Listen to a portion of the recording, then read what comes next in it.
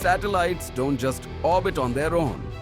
They need propulsion to move, stay in position, and avoid turning into space junk.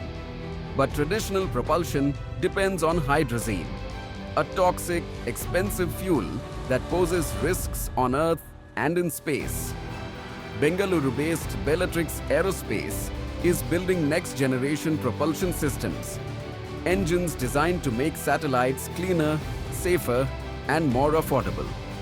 Their first breakthrough is green propulsion, engines that replace hydrazine with eco-friendly fuels.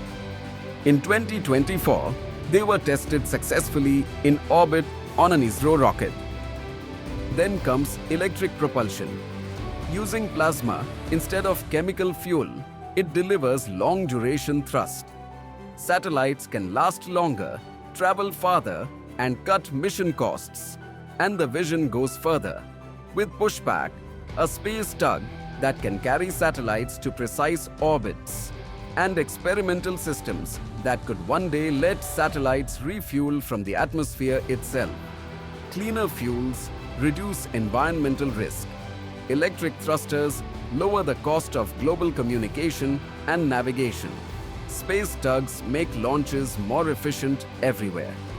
In less than a decade, Bellatrix has gone from a lab idea to a global innovator, part of India's growing role in shaping the future of space technology.